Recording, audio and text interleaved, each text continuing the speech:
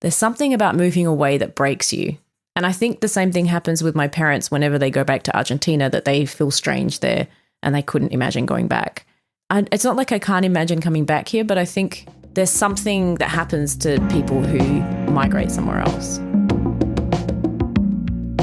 Welcome to Subtext and Discourse Art World Podcast, highlighting unique perspectives on contemporary art and photography. I'm your host, Michael Dooney. My guest today is Rotterdam-based visual artist and filmmaker, Pilar Mata Dupont. We speak about her latest production titled Lowland Melodies, a Poldar Western created in collaboration with artist Erica Rue, the various nuances of working within video art and feature-length film, as well as her personal anthology and Negative Genealogy, a reflection on her extended family's complex history. A quick reminder to please subscribe to Subtext and Discourse Art World Podcast wherever you get your podcasts. It helps to grow the show and enable others to learn about my guests. Now, without further ado, please enjoy my conversation with Pilar Mata Dupont. Really nice that we get to do this, that we're both in Perth at the same time to record. I watched your movie last night, Lowland Melodies. I thought rather than going straight to the start like I usually do, we can begin with your latest production and then see where we go. So this Lowlands Melodies is called a Poldar Western, which I didn't know what Poldar was, so I had to look that up. But this is your... Well, maybe you can tell me a little bit about this movie. Yeah, I mean, maybe I should explain first what a poldar is for anyone who doesn't live in the Netherlands. A poldar is a reclaimed piece of land, or claimed, I would say, of low-lying land that's been reclaimed from the sea and dredged and is usually protected by a dike system. And that's what a large percentage, maybe 40% of the Netherlands is made up of. Yeah, poldars, and people live on those and farm, and cities are built on them. Yeah. And you're based in the Netherlands? Yes, I live in the Netherlands, yeah. How did the idea of the film come about? Well, me and my collaborator, Erica Rue, who was living around the corner from me during the pandemic, and it was a very particularly hot March. She had a beautiful garden, and so I would go around to her place and we would sit in the garden and just talk about art and talk about films and talk about, you know, what was going on, the sort of uncertainty that we were living in. And it came up, we started talking about the Dutch infrastructure and how the Dutch work and how they're very controlled and how everything is, you know, it's a government that you can trust in, you know. And I think at that point that trust was being pushed because of the pandemic, and there was a lot of distrust actually. And we started then thinking about, because both of our works had been made overseas, we started talking about what would it be to create work here and how would we deal with that. And we started thinking about the climate crisis and began researching into how environmentally vulnerable the Netherlands was. And we'd also talked about how we wanted to work a bit more in genre. That was sort of where we decided to begin collaborating. And we thought, first, we'll just see if there's a project in this. So we approached a bunch of different people who lived in the Netherlands working with water. So climate scientists, we spoke to someone who lived in a windmill, a functioning windmill, a water mill really, farmers, number of different people, educators. We also spoke with Deltaris, which is an engineering firm that is really sort of looking at practical ways, apart from the dike system, ways to protect the land from inundation should there be a big, you know, once in a 100,000-year storm, which is possible. Yeah. So, I mean, the Netherlands is there's a huge dike system in the Netherlands which basically protects it from the water. Much of the land lies below sea level. I think, you know, becoming aware of this and really thinking about how, you know, even where we lived, we were 4 meters below sea level. Yeah. The absurdity of that began to sort of dawn on us. And that's sort of where the project was born. And we thought one way that we could deal with this would be by making a genre film. And we sort of thought about this idea of this frontier with the water. And we had this idea of, you know, how can we make this North Sea a character? How can we make it sentient? And so then we started thinking about what would the North Sea do to reclaim the land back from the Dutch? And so that sort of really absurd, silly idea lent itself quite well to a Western, because there's just like complete contrast, I guess, with this, you know, an idea of this very dry, you know, like in Westerns, it's usually dry. There's big open land, there's big sky, majestic landscape. In the Netherlands, it is flat and it's big and there's big sky, but it's wet and it's cold and it's all man-made. And, you know, we just thought it was an interesting place to start. And that began our 4-year journey of making this work. Oh, right. So you started during the pandemic and it has only recently been released. Yeah, the feature film hasn't been released yet. You saw a preview copy of an unfinished work, but we had the premiere of the visual art version, which was a 4-channel version at Radius Centre for Contemporary Art and Ecology in Delft. That was opened in May 2024. Yeah, and from diving into your kind of back catalogue, that's the right term. I guess there's lots of research and interviews involved. How much overlap is there between like truth and your own narrative that you want to put on to the work? Yeah, I mean, each character, so the work is made up of a sort of number of vignettes of different characters who are dealing with a certain aspect of this sea reclaiming the land from the Dutch in a different way, and none of them are coping very well, and they're filled with contradictions. So that side of it, I guess, was more our projection, but we did take from actual interviews that there's a climate scientist who sings a song called The Climate Scientist Lament, and that came from us interviewing a climate scientist who was pregnant, who was talking about the end of the world and about how she struggles to, convince policymakers and other people to listen. And she says, we have the data, so no one's listening. And from her interview, that whole song was created. Yeah, that was really nice, I thought. Because there's quite a lot of songs, isn't there? Yeah. There's like 6 or 7? Or quite a few. But we actually began by writing the songs, which was how we started writing. We where do we start with this? And then we just started writing songs, and then then from there the characters grew. Yeah, wow. Because musical theatre is part of your background, is that right? Yeah. And were you doing that before you were doing visual arts, or were they happening parallel? Well, it happened. So I did my bachelor's. We're going right back to the start now. Sorry. That's right. I'm trying to go This is not part of the plan. No, it's not, but I'm falling into old patterns. It's all right. So, I did my bachelor's at Curtin here, end of the 90s, early 2000s, and then started working with Taryn Gill. I always wanted to do music theatre. There was a part of me that was what I wanted to do first, but I wasn't brave enough or ready to audition for WOPR at that point. But then when I was 24, I believe, I thought I'd just give it a go they do a Certificate 2 course, which is part-time for 1 year. And I auditioned for that and got in, and it was so much fun. And I decided not to audition for the bachelor's, but after that I'd made enough contacts and had my fear of singing in public stripped from me. And so after that I was involved in a few things, for about 4 years before I moved to the Netherlands. And I've done, last year I also was part of a performance. So I'm still performing occasionally, but it's not my main thing.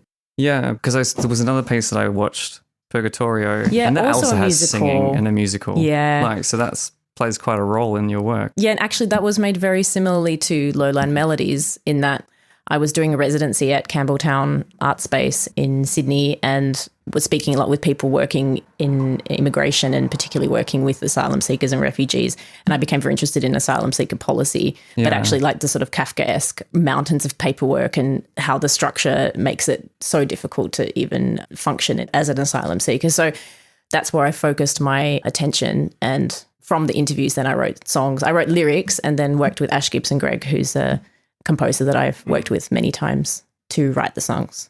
And did you work with him again on Lowland Melodies? No, we worked with Birger Andersen, who's he's an Icelandic composer and artist based in Rotterdam, and he's a close friend of me and Erica, and we just knew he was going to get this vibe, this country vibe that we were going for. So, yeah. Yeah, because what I noticed I only saw previews of Purgatorio, so I watched the entire, cinematic version of Lowland Melodies, and I liked how it was like a musical in parts, but it wasn't camp or it wasn't so playful, but it was still able to convey really serious things in I don't know how I'm trying to describe this now. It didn't make light of what was happening. No. Which was interesting because they're singing and dancing. Are you talking about Purgatorio or are you talking about Lowland Melodies? Lowland Melodies. Yeah. Which, that's not easy to do, I don't think. No. Because usually when you've got singing and dancing and any kind of performance, it can't not lighten things. Yeah. Not always, but in most cases, and particularly I think in a filmic sense or in a musical sense, it does lighten the message and lighten what's happening, even if the undertone is dark. Yeah. Whereas you've sort of managed to tread a real even sort of middle ground with it without making it too kind of doom and gloom, but also not pretending that everything's okay. It is still, it's almost still conversational, but it's singing. Yeah. Which I thought was nice. going back then to this film, you started with the songs and then you built the narrative around this, or you had ideas for characters? Like how do you build something like this? Yeah, I'm trying to remember how we did it. We had a few residencies. We had a residency in the Pompejamal, which was organised by the Mondrian Fonds, and that's actually an old pump house. So we had a residency there. Actually, that wasn't the first residency we had. First, we had a residency with Buitenplaats Brienoord, which is on this island. It's actually 2 islands stacked on top of each other in the Rotterdam, in the Maas River, which is only something you find in the Netherlands. It's but it's actually one of the safest places to be if there is a flood because it's above sea level. So Erica and I had a summer there and wrote quite a lot of the script. I think we were struggling about how to start because we had all of this information and all of these interviews. And yeah, we started by writing the songs, but then some characters began to form. Like we'd also, not apart from the climate scientist that we'd interviewed who was pregnant, we also went to a few different kind of conferences and talks made by climate scientists. And what we noticed with some of them is they were so uncharismatic that it was really hard to focus on what they were saying. Oh, really? And we were sitting there going, how is this person, like, it was really horrible because I'm like, everything that you're saying is so important, but no one is listening. And so we thought, how can we think about this uncharismatic climate scientist who struggles and who's dealing with her own stuff? And, so I think she was formed pretty early. Who else? Oh, Laura from the Rijkswaterstaat, the presentation in the boardroom, and she gives this presentation to the board of the Rijkswaterstaat, which is it's the body for infrastructure and water management in the Netherlands. It's very important, very powerful institution in the Netherlands. And she's in the marketing team, and she gives a presentation of how they're going to deal with the public relations nightmare that is coming from constant flooding of the sea reclaiming the land. And her solution is this terrible country song that's nationalist and that she wants to go viral on TikTok, and she performs it, and it's this really cringy scene. So she was also there quite early. And the P&K characters, who were the dijkbewakkers, which is a Dyke Guard, which is a job in the Netherlands where they check the dikes. Why were they tied together, those guys? Okay, so there was quite a bit of serendipity that, first of all, we thought of them like, what are these Western archetypes we want to lean into? Of course, there's the cowboy, which we have with Lone Wolf Janssen, who's a cowboy activist. You see him in the first scene. The fugitive environmentalist. Fugitive environmentalist, yeah. And then we have these 2 guys called P and K, who we kind of were thinking about like kind of waiting for Godot kind of like type characters, or what are those Rosencrantz and Guildenstern type characters. But yeah, we're thinking about a chain gang, like those kind of guys on a chain gang. There's always these characters in Westerns where they're tied together and they're wearing the stripy outfits. And so we had this idea of them tied together, but then we were like, oh, how are we going to do this? And then we were researching more into the outfits that dijkbewakkers wear or Dyke Guards wear. And we saw that actually they do tie themselves to the other traditionally because of winds, and if one falls into the water, or they can be on so they actually do it for safety. Yeah. So it actually was accurate, but by accident. Because the other characters you have are the farmers? Or we have the 2 farmers, yeah. I mean, that's really feeding into the nitrogen crisis at the moment in the former government. The Mark Rutte government laid out a number of measures for reducing nitrogen in water. The levels that they had to reduce by would mean that many farms would have to just close. They were not given sufficient warning to change practices in order to fix it. And it was a huge problem. There was like the farmers' protests were like stopping traffic for weeks and weeks, and some of them got quite violent, and it was really a politically hot topic when we were writing it. So we were looking at sort of what farmers were saying and what the right-wing media was saying, and tried to sort of find a way to also empathize with farmers, because of course, like when these policies are thrust upon you and you realize you're going to lose your land, it's horrible. Yeah, absolutely. So yeah, we tried to work on those So the drinking characters. water thing, that was actual? Like that really happened? The drinking water? How they said that we can't drink the tap water? Oh no, that was part of the... Well, I mean, it's... In the Netherlands, there's a big problem with salination coming through. So even though we have all these dikes and locks, the salt water is coming into the fresh water, and actually a lot of the farms on the coast are now trying to sort of grow salt-resistant crops. But there's a big problem with the salt tongue, which we also really enjoyed as a term because it's quite sexual. This idea of this salt tongue penetrating into this sweet water. Yeah. So we were kind of thinking along with that, and that it would be quite what we liked is that there's this rumor that you can't drink the tap water anymore. And everyone's like, no, that's a conspiracy. But then when you cut to the Rijkswaterstaat scene, who are in charge of the water, there's all these water bottles in the back, so it's like, okay.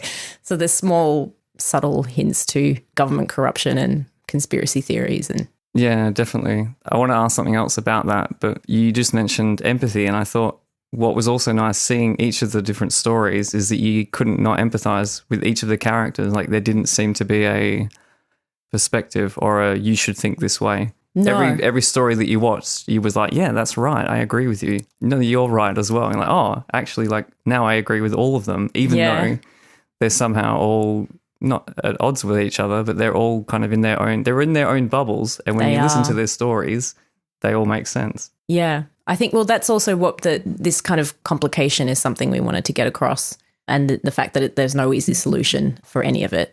And obviously we don't come in as artists with any answers because that's not our position or that's not our mandate. So I think we were able to find empathy with, and also I don't like writing characters without empathy. I think kind of can make characters really two-dimensional in a way. And every character has their own complication. Yeah. Yeah, well, I thought it was also kind of nice. Well, there was a lot of parallels, I thought, with the film and like with what's happening now. Yeah. Like with a lot of the different characters, with how the government is, with the perception of the government, how certain people have, like the two guys, one of them's like, oh, it's fine, don't worry, everything's going to be okay. Just trust the process. Yeah. And his friend, his colleague that he's working with, he's like, no, I'm getting really sick. There's all this other stuff happening. And he's a bit hypochondriac about everything, but then he's also worried about everything that he's seeing in the news. So they're kind of at other ends of the sort of spectrum, but then they're forced to work together. Yeah, they have to work together. Yeah. They're literally tied together. Yes, yeah, exactly. Yeah. But yeah, I thought that was really clever how you kind of brought together, I don't know how much of this was intentional and how much of this is me projecting onto the film, with the different overlaps with what is happening now. And maybe this is a consequence of writing it during the pandemic. Yeah, maybe. I mean, I guess there was a lot of time to think, and a lot of, it was really a time where everyone was questioning the systems that we had in place. So I think it was quite apt to talk about. Everything was very topical. And also we realized as well, of course, it's a very local story, but we're just using the Netherlands as a case study because the entire world are facing similar issues with polarization and climate change and the inability to work together, which is also, a lot of the plot line of many Westerns as well. Okay, yes. Yeah. Cool. No, it was really good. I really liked it. And how long or what's the timeline you're seeing for when it gets a cinematic release or when it gets widely released? So we still have some post-production work to do. So we're trying to get some funding to get that done. So in the next couple of months, it should be ready. And hoping that we'll be making a cinematic release later this year. I hope. We'll see. Yeah, well, fingers crossed. Thank you. One, I think we briefly spoke about it before we hit record, but talking about the film in the context of a cinematic release and yourself being, I guess you're a visual artist, but you're also a filmmaker. Yeah. Like, have you maybe come up with an answer, or is there a way of differentiating between, I know there's mainstream cinema in Hollywood and everything else, and then we have video art and things that we would see in a gallery or at a festival, and then there's sort of art house cinema, which is usually something with subtitles or they're more introspective movies. Where does something like Lowland Melodies live? Like, is it going to go to a film festival or does it go to a art video platform? Yeah. Well, I mean, we have the 4-channel version of it, which is really built for gallery viewing. And the single channel also will be available for that as well. So I think it really sits in the middle, and it's really somewhere between art house cinema and video art. But I mean, it's got a narrative that's clearly understandable as well. So yeah, I think we're trying to sort of work out where to put it. And so we're speaking with some distributors as well at the moment of trying to work out where does this thing sit. It's not really like a big cinema film, but I could see it working on streaming platforms. Yeah, definitely. And it could work like on, smaller cinemas and festivals for sure. So I think that's kind of where we're going to go with it. Because how is it for you as an artist?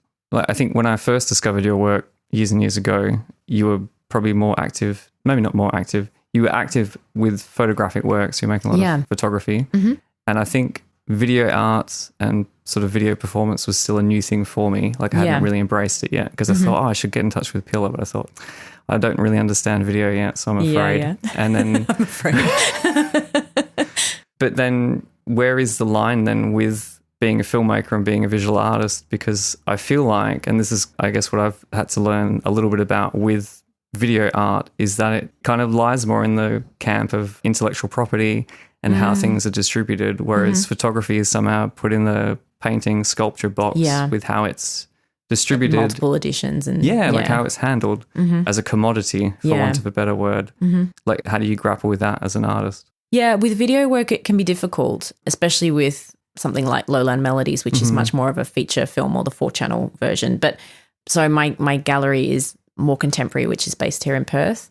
And we edition video works as well as my photographic work. So usually as part of my video works, I will make a photographic suite that will go with it. And I mean, even in the Lowland Melodies, we even have a publication. We made a script of an early script version, which is more literary.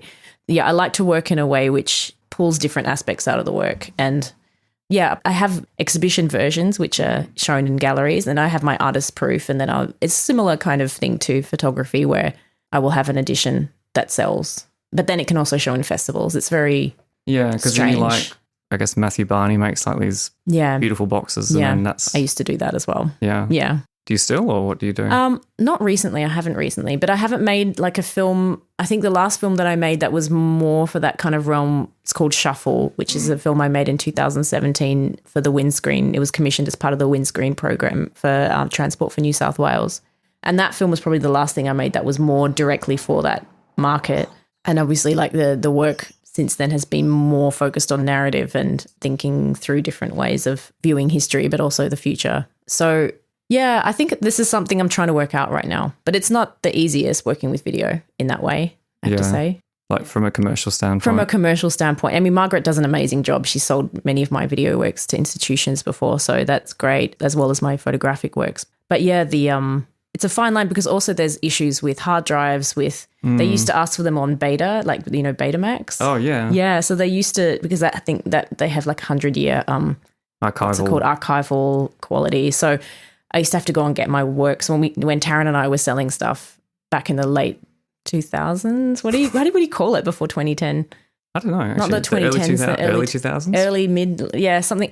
Anyway, so when we were selling work, we would make these beautiful box sets of Blu-ray because that was the era. And then there would be USB, and then there would be this Betamax. And that sort of, you kind of have to package it in a way that is archival but also beautiful. So, but we haven't gone down the Matthew Barney route of selling, because he sold the Cremaster 3 as like a separate DVD. We haven't gone down there, but we're not Matthew Barney, so that's probably why. Yeah. Yeah, I think it's an interesting topic, I guess, from an artist point of view, but also, I guess, as a dealer or when I was having a gallery and also handling it, but also for collectors and when people want to purchase work, it's like, oh, this is good, I would like to buy it. Mm-hmm. What do I do? How does that work? Yeah. And it requires a lot on the purchasing institution to have a way to update tech as well because, hard drives only last, like the USBs are only going to last 5 years before they need replacements. And so it's really like knowing how to archive that kind of work. Yeah, definitely. Because I can't remember who it was, but there was a collector that had a work on VHS and then, they'd watch the video how many times. And then it starts disintegrating. Yeah. And then what do you do? Because you didn't buy a VHS cassette. You bought what was on the tape. Yes. Yeah, this is why it's sort of interesting when it comes to intellectual property, the way that it is with photographs. Yeah. Because have you purchased an object or you've purchased what the object contains? Mm. I think it's as much a philosophical question as it is a commercial one. I mean, I think like you have to just be careful with it. I think like with my video works, for instance, I always include a clause in the loan agreement that they have to delete the work as soon as the exhibition's finished. So that way there's not just random copies lying around. Like that's really important because it's so easily able to be copied. So that's part of a clause. Yeah, there's a number of things we put in place, and then whenever we sell a video work to an institution, we usually just work with them to find out the best way to package it. Yeah. So a lot of, I think a few institutions now are also working with online archives. So they will have the USB and a sort of pretty box version, and then they have a copy on like an online archive. So if one fails, they have backups. I think the few times that I've placed videos, the institutions often also have very lengthy contracts which talk about when they can show it, how many times it can be shown, under what conditions it can be shown. Yeah. And it's really quite involved and very specific compared to like usually if you just go and buy a piece from a gallery, you take it home and that's it. It's done. Yeah, it's quite different. Also, I mean, because of my collaborative nature, like I always collaborate on works. I made Undesirable Bodies in 2018, which is a 3-channel video work which I shot up in the Pilbara on Yinjimbandi country in Jindawarrina. And as part of that, we were working with Yindjibarndi Aboriginal Corporation, especially with Michael Woodley, who's an amazing leader up there. And as part of that work, we have to ask permission from Yindjibarndi, or from Michael particularly, but from Yindjibarndi Aboriginal Corporation whenever it's shown. Because we filmed underwater, which was on a sacred site. So we had to have a welcome to country, but also a ceremony because, it was a sacred site. So we had to make sure we were okay working there. But because it shows sacred areas in the water system there, we have to ask permission every time. So that's also another thing. So when the Art Gallery of WA purchased that work, so it had that clause that every time it's shown, it needs to be run past Michael, or someone at Yindjibarndi Aboriginal Corporation. Wow, that's interesting. That's probably a good segue into discussions about cultural things. Yeah. So I guess we've established that you're working in the Netherlands. Yeah, in Rotterdam. Mm-hmm. You have an Australian accent. I do. You grew up and lived in Australia. It's gotten worse since I've been here this summer. I had a bit of a weird mixed accent and now it's gone back. I speak with my friends over there and they're like, what is this? What happened? Yeah. But I guess your heritage is from Argentina, isn't it? Yeah, both my parents are from Buenos Aires. Yeah, they came over in the 1980. Yeah. Were you born there? I was born here. You were born here. Mm-hmm. And did you spend time in Argentina? Yeah, we went back a couple of years after I was born when my sister was little, and then we came back here, and every sort of 5 years or so we would spend a summer there with family. Most of my family is there still. I've got a few family members here, but my extended family are mostly in Argentina, all over the country. Because I think what I'd read on one of your bios, that your upbringing and your background is from Argentina, Australia, and a third place. And Brunei. Yeah. So how does all of this fit together? My dad's a chemical engineer, and so we moved where he got jobs. My dad got a job, working in Brunei, and we lived there for 3 years, sort of between the ages of, I think I was 8 to 11. And then we went to Buenos Aires after that for a while, went to school there for a little bit, and then came back here. And then I was really in Perth from high school until I turned around 30, and that's when I left. Yeah. Yeah. So where do you feel like you're home? Oh, God. That's a big question. I don't know. I could ask the same question to you right now, I guess. Yeah, no, it's a difficult one. It's a difficult one because I think there's aspects of Perth that I feel very at home at, but I think there's something about moving away that breaks you a little bit. And I think the same thing happens with my parents whenever they go back to Argentina, that they feel strange there and they couldn't imagine going back. It's not like I can't imagine coming back here, but I think there's something that happens to people who migrate somewhere else, especially when you spend a lot of time somewhere else and you settle and you pull together a community and you are really living somewhere. For many years, I would really struggle coming back here. Now I've come to a better position or place with it. Yeah, same. Yeah. I think something else that I realise we both have in common is we're first generation Australian. Ah. And I wonder how much that plays a role because your parents always talk about somewhere home else as being a different place, even though as far as you understand as a child and growing up, that home is where you're living. Yeah. And you have this sort of, I don't know if they're mixed signals, but you're like, oh, where do I belong to? Or where is, my origin point? Because it's connected to lots of different places. Yeah. I think there's a strength in that though. Like you lack a core, like you lack roots, I guess. But then I think there's a part of people that I speak with, especially when you are first generation and that you've got a background that's from somewhere else. And then especially if you move around, I just think there's you learn to adjust very well to different situations. And I find people who have done that tend to be a bit more open maybe in certain situations, or there's some kind of superpower in it. Along with the sort of feelings of displacement and lack of home. I think there's something to be said about it. Yeah. I'm not sure if I know exactly what it is, but yeah. Because with your other projects or work that you introduced me to, it has some relationship to this where as a group or as a whole, you're calling it a negative genealogy. Yeah. But it's lots of projects that make up this larger piece. And you mentioned collaboration before and you're working with different artists. And I think as a filmmaker, you obviously have a crew and you work with a team. Yes. The negative genealogy is when you started collecting, I guess, family materials or your family history from around 2013. Yeah.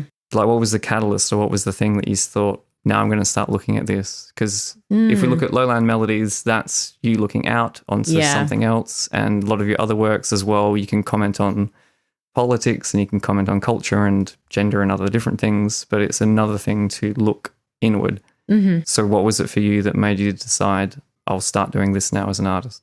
Oh, that's a tough one. So years ago, I was working a lot with the Berlin-based former artistic director, performance director, Maria Magdalena Schwegermann, and she took me to Norway to give a talk at theatre school there, where she was beginning to work, and there I met Wen Hui, who's a Chinese former dancer of Mao, like former Mao dancer, but now is working as a video artist based in Beijing. And she had just finished listening to Third Grandmother Stories, which was a video work and became a performance work using 3 generations in her family. So she performed with her mother and she doesn't have a daughter, but she has a daughter figure, I guess.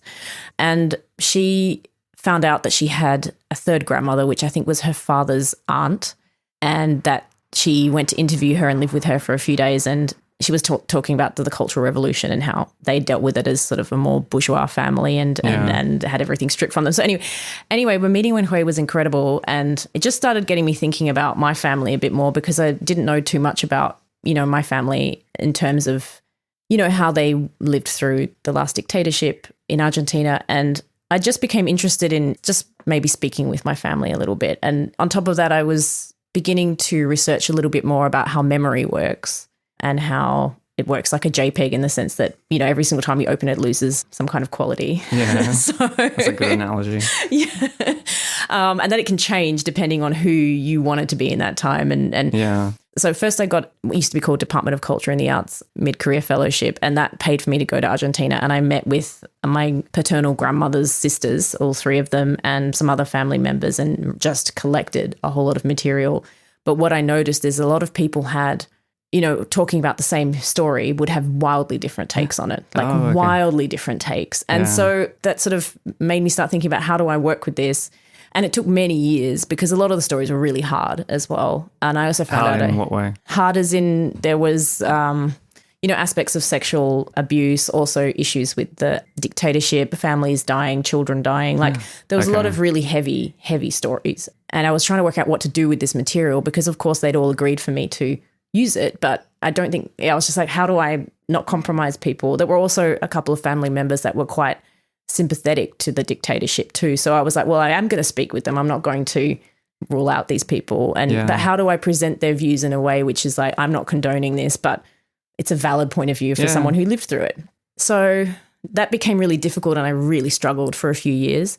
And I went to the Dutch Art Institute at that point, and I used it as my thesis topic. And I wrote an annotated screenplay, which is where this idea of this negative genealogy came up, because, of course, there's a lot of negativity in it, but also that I've chosen not to have children. So, and in a way, I can only look back. Oh, okay, so it was this sort of way of thinking through that in a more poetic way.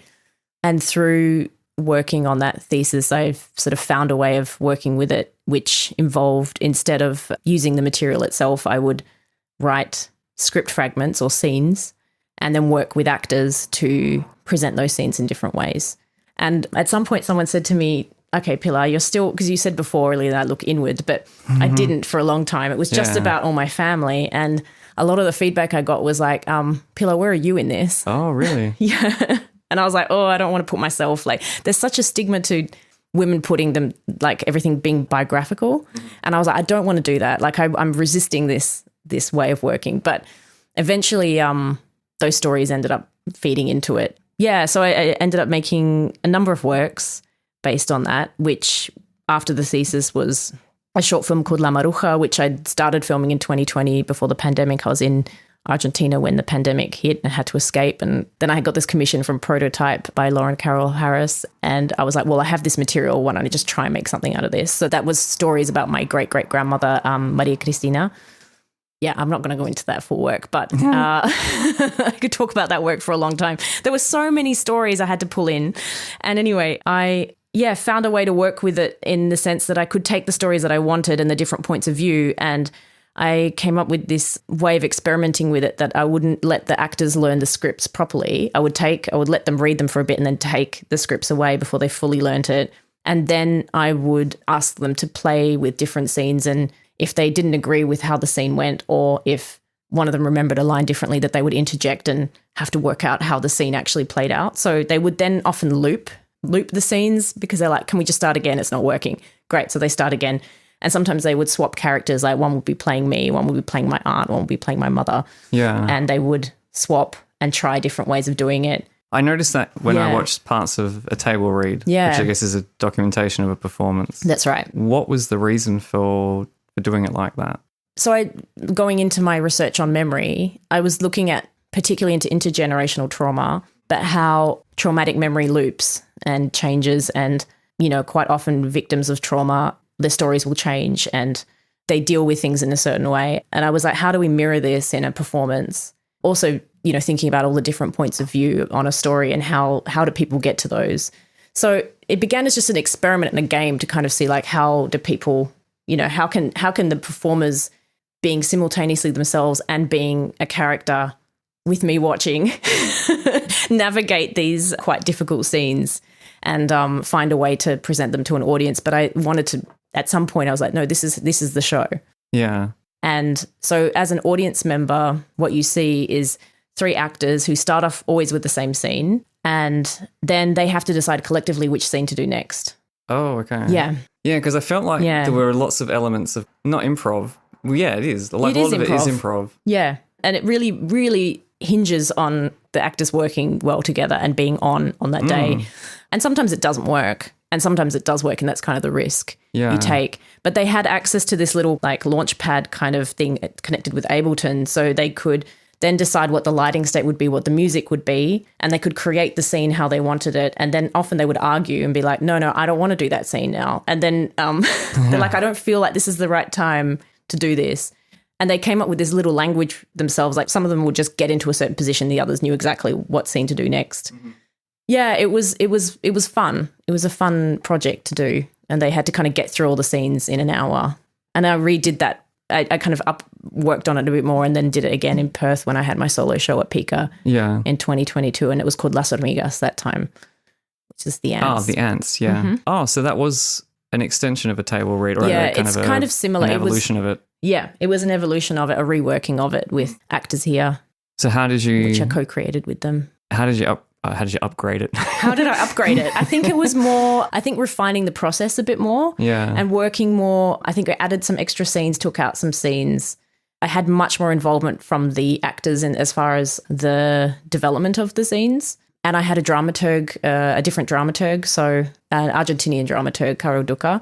So what's a dramaturg? Dramaturg. A dramaturg is someone who is sort of an outside eye for theatre and dance works. And they will sit alongside the director and think about sort of, are these scenes working? Is what you're intending coming across? And they will give feedback to the director. It's amazing having one. So I had, you know, for both, I had Nicola Unger, who's a German artist and filmmaker, who a performer who worked on a table read with me, and then Caro Duca, who's an Argentinian theatre maker in Perth, working with me in the Las Hormigas. But Caro, because they have an Argentinian background, you know, they were able to, give them a different perspective, I guess, on the project. Yeah, absolutely. They understand, like, I know nothing about Argentina. They understand the context completely, and also understand how to translate to, like, Australian audiences who don't know that history. Yeah. I mean, the same with the Netherlands. Like, how do we sit there and do we give a bit of an Argentinian history lesson? And then we decided, no, let's not do that, because it's not about Argentina. It's about how families work and how memory is transferred in through families and family dynamics, which is something everyone gets on some level. Yeah. Yeah. Yeah, there was a few interesting points when I watched back the performance. And I think one of them in particular was when you were on a Skype call, or I don't know, it was Skype or Zoom. It was Skype. Yeah, it would have been Skype probably. And you're going to go on the ABC, and then you're talking about, we're going to show the interviews, and then what you would expect happened. Yeah. Like, how has it been for you in general presenting your family work? Because if I think about it, I remember there was an artist I showed years ago in a group show, and she also had a similar body of work, similar in the way that it was very personal and involved kind of family tragedy and history. Mm-hmm. The work fit amazingly in the show, but then, we had the opening and everything, and then the artist said, please don't put anything on the internet because I don't want the family seeing. Oh my God. It's like, okay, well, how am I going to promote it? But also that's okay, now I'm in a difficult position, but then I suppose for you as an artist, how do you navigate family issues? Yeah, because these are people's histories and their stories. Yeah. Well, I navigated it by making it anonymous in a way, in that the stories were there and I changed the names of the characters, and that some of the characters meld into each other as well, and that was developed through the workshops with the actors. Ah, okay, yeah. So the stories are real. My parents came to see the show here, and that was pretty heavy, especially for my dad, because it was a lot of his family in there. But my grandmother wasn't in a good place to come, which is good because she was the other character in the Skype scene. But she didn't remember that conversation because I brought it up with her and she didn't remember the conversation. I'm like, maybe you shouldn't come to the show. Yeah, I haven't shown it in Argentina yet. That would be an amazing step to take. It would be, because there's such a strong history of performance in Argentina. I would love to go there and it would change into a completely different work there. Yeah, I guess because the audience brings so much to the show. Exactly. And I think like when we first met last week and we were talking about, when you were telling me the different things about the Netherlands have a far under sea level, and then I thought, oh, well, how do I know that? Or how do I not know that? And then I thought, why would I know that? Why would you know that? And I guess it's a similar kind of a thing where you're looking at different histories from different places that I wouldn't be exposed to that otherwise. So how could I possibly know that? And then, you can only sort of take away these little sort of fragments. But certainly when it's such loaded material in a place where people understand, that would be completely different. Yeah. Yeah. And I would feel I'd be the outsider then, you know? Yes. Because so here I'm the one who's Latina and has the family.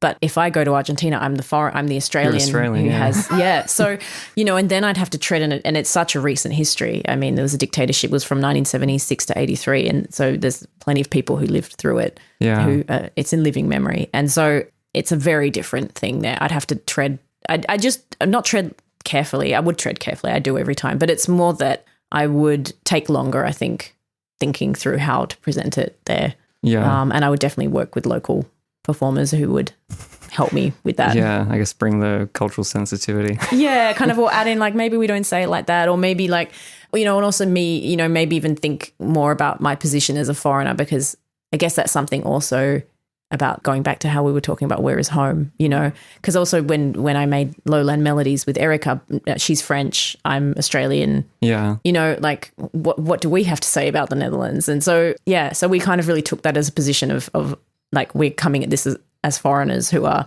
just finding the place we're living in incredibly absurd. Yeah. No, but I think you kind of bring an outside perspective to it. And I've definitely had the experience, and I imagine you would have as well, that you live away for long enough and you come back to Australia and you think, why are we doing it like this? Yeah. Yes. Yeah. But before, because you're so immersed in it, you don't realise how weird it is. Yeah. Some of the stuff that we do in Australia, like I'm like, and the same in the Netherlands. A lot of Dutch people have seen Lowland Melodies and they're like, this is so Dutch and so funny, and I didn't even think about this being weird, but it is very weird. I'm like, it is very weird. Yeah. Yeah, I think it would be a similar kind of thing. I don't know, there's sort of, I guess location matters. And also I think a strong part of my practice is I like focusing on the local, and I like diving deep into very particular areas and times, but I don't think that necessarily makes things unavailable to other people. I just think there's a way to work it that people don't feel alienated from the work. Yeah, well, I felt like, I guess you managed somehow to do it by meeting kind of both, I wouldn't say that they're criteria, but kind of both ways of handling it, because Lowland Melodies is shot in the Netherlands and it's in Dutch. Like, it has subtitles. You didn't film it in English. No. Like, we're in Holland. They speak Dutch. So that makes sense. Yeah. And I think in the La Maruja. Yeah. Yeah. That's in Spanish, yeah? That's in Spanish, yeah. Even me speaking Spanish with my terrible... The whole point of that work is that I'm really bad at Spanish. Like, that's the crux of it, is that the entire work hinged on me mishearing something in an interview and then going on a wild goose chase, which then led to that work. Yeah. Yeah, but it's really nice because it makes it more real, I think, or it makes it feel more authentic because it's closer to the subject matter. Yeah. But then it's also like maybe enough steps backwards that if you're not that deeply connected to it, you can still take something away and you can still understand, and like you can still draw some meaning from it. Yeah. So going back then to this, I don't even know what you could even call it. It's not an anthology, but it's like it's a collection of works. It's like a gestalt. It's lots of pieces that make up. Lots of pieces that make up. It's true. This is how I work. But yeah.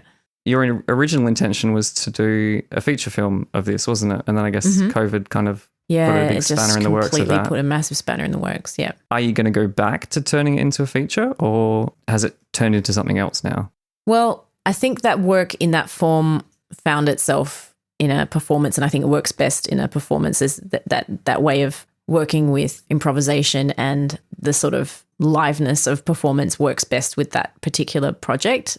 And I have come up with a feature film version of it, which is still being developed. So I got shortlisted for the Ian Potter Moving Image Commission 2021, 22, I can't remember. Anyway, so we were shortlisted, and from that, I didn't win, but I was given a $20,000 script development. Congratulations. Yeah, which is great. That's amazing. Yeah, so I've been working with my producer, Ella Wright, who's based here in Perth. And it's funny because maybe you'll understand this. It's about this character who's kind of a little bit based on me coming back from Europe to live in Perth after a massive upheaval in her life. And then it's her struggling with this family dynamic that she has. That's not based on my family, not based on my immediate family, I should say, if any immediate family are listening, but based on a number of stories from my extended family. And I've transposed those characters into new characters. And it's a lot to do with motherhood or lack of motherhood, or a decision not to have children, and family expectations, and, you know, coming home, like what happens when you come home, and what changes, what's broken in you, what grows from that. And so that work, we developed a short film version of it. And so now we're trying to work out now if we want to try to get more development money to make a feature length version of it. I was working with Anthea Williams as a script editor. Who's great. She's a filmmaker and theatre maker based over east. So yeah, I think it's just that sort of something in progress, but it's something I would like to work on in the next couple of years. It's called La Piedra, which means the stone, but it's based on a number of stories that I've heard, like made into three characters who are basically three women who are completely alienated from each other but live in the same house. Oh, okay. Yeah. And it's a comedy. It's a comedy. So the new film that's in this very early stages sounds really interesting, so I'm looking forward to that. Well, it might be difficult for me to watch given the subject matter. Yeah. But we touched on this a few times during our conversation, and I think maybe we can kind of close with a few notes about it as well, is that you, as a visual artist and as a filmmaker, use collaboration as a huge part of your general practice. Has that always been the case? Yeah, I think straight from my third year at Curtin, my bachelor's, I started working with Taryn Gill, and we had a really solid collaboration for 10 years where we made everything together. And we also worked with Theo Costantino, and we had an interdisciplinary collective called Hold Your Horses. And we put out a musical called Heart of Gold in 2009. So so I worked exclusively collaboratively until about 2011. And then I started making some solo work. But even when I say solo work, I haven't ever made an artwork completely on my own, apart from some early terrible paintings that I made at uni. But yeah, because of the nature of the work, it's always been collaborative. Because it's video, is that what you mean? Yeah, well, I mean, even when I suppose there's been photographic work, which has been like my work. The Madman is a Dreamer Awake series is, I suppose, photographs that I took in Schöner am Königssee in Bavaria. But that was linked to my film Mountain, which I shot, but then I worked with two voice actors, Tom Hogan, who's a frequent collaborator of mine as a composer. So yeah, I always work collaboratively. I guess like the film world lends itself to collaboration in a very structured way, and everyone sort of knows what they're doing. Everyone knows what they're responsible for, what they have autonomy with, and they really look to you as like a director to make sure that they're following a vision. So in that way, it's much less complicated in that, working like that, than it is with collaborating with another artist, where you really have to like agree on a vision together. Like Erica and I, for instance, so many times we really felt like we've got the same vision, but we really know what we're doing. And then we would be working with actors and realize like, oh, no, we really don't. Like what we both said that we wanted this, but what we understand from that is very different. So Erica and Taryn and I were a bit different the way we work, because we didn't work so much in that way. And we had very set roles within what we made, and it kind of just functioned like that. But with Erica, was much more discursive. when we were writing, our writing process was amazing because we would just, one of us would write a scene, then the other would come in and just change a bunch of stuff, and then the other would come in and change a bunch of stuff, and we would and we were really critical and it was really intense but really good. But the directing was tough because you've got a whole crew looking at you, and you've got a certain amount of time to make a decision. Yeah. And we're like not agreeing on what we want. And so we sort of found a way to make that work, in that one of us would take the lead in a scene, because we had scenes that we were more attached to. Like for me, I was much more attached to the Dyke Guard scene and, and the climate scientist scene, where they were my favorite scenes. And so luckily Erica liked other scenes, like the farmer scene and the bar scenes as well, with Lone Wolf Janssen. She made Lone Wolf Janssen. So yeah, so we found out, okay, look, I'll take the lead on that scene. You can be sitting next to me giving feedback, but then I'm the one who's giving the instructions and making the decisions with that feedback. It's just much clearer to actors and to crew. If two different people are giving different directions, it just becomes a nightmare. Yeah, I can imagine. So that's how we managed to work through that particular quandary. Oh, cool. Yeah. Like when you're starting new projects, then do you look for people to collaborate with? Is that how your new projects start? Like you would meet somebody, you're having a conversation like, we should do this together. This would be really cool. Like, is that how projects are born for you? Yeah. Absolutely. So that's with Taryn, it happened like that. We would kind of be just watching stuff, or one of us would come to the other one with like, oh, I just saw this and it just made me think of this. And then it would sort of be like this pile on of ideas. And what I love about working collaboratively is like it gets rid of that voice in your head that says, oh, I don't know, Because when you're working alone, it's like, I could do this, but then, oh, that's a big swing. If I miss, that's really bad. Whereas if you have someone else going, no, this is great, we could do it like this. And then, and then you can kind of build. And that's how I guess you find good collaborators. If you can find people who can build with you, and with Taryn it worked like that, and with Erica it works like that. So, and of course there's issues and you have to fight for what you want. But I think, if you find a good collaborator, it's gold. It just gives you, and it makes you less precious about the work. Oh, okay. I think when I've made work solo, I'm much more precious about it. Like if someone critiques it, I'm like, no, I don't. A little bit like that. But then when I've made work with someone else, I'm like, oh yeah, I don't know. There's something about like there's less kind of complete. It's less part of you, if that makes sense. It's like part of a collective. So it feels less personal. Less personal somehow. Oh, that's interesting. So yeah, as much as I love making my own stuff, working collaboratively is really, I don't know, I think it pulls the best out of me. Because there's things that I wouldn't do because I get afraid that someone else can pull out of me. Yeah, I think what I like about person. I think what I like about collaborating when I have like musically and artistically with people is that you can get to a point that neither of you would have in isolation. Absolutely. And for me, that's my favorite thing. Yeah. When like two brains bring out like this third object, and you're like, I wouldn't ever have thought of that. Yeah. But I needed that prompt from the other person to bring that into existence. Yeah. And that's, for me, that's kind of the magic of when you have like the right collaborative partner, that you can help the other person realize things that they didn't know that they had inside of them. Yeah, exactly. And even crews do this too. I've had cinematographers, like I've been so stumped with how I'm going to do something. They're like, oh, what about this? And they come up with a way better idea than I had to how to stage something or how to film something. And it's like, oh my God, of course you're trained in this. You know what you're doing. And composers too, because I love writing music. I love writing songs. The Poldar Western was the first time I actually wrote like lyrics and tunes like to things. Oh, really? Yeah. Because you performed one of them as well, didn't you? Yeah, I sang I'm the first voice you hear in the film. Yes, yeah.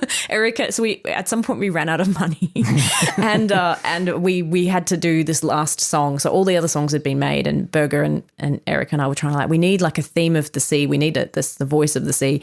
And we were trying to work out how to do it. And then we're like, we need to get singers in. And they're like, no, we can't afford singers. And then they were like, we'll just have to do it ourselves. And Erica, who's not a singer, I've at least had some training as a singer, but Erica hasn't. She did so well. But I think it's also because Berger had a very beautiful studio it's not a beautiful studio, it's a very safe feeling studio. And we know Berger so well. So it was really just us mucking around for a couple of hours, and then he pulled together this beautiful song out of it. So, but I like that I'm the first voice that you hear in the film.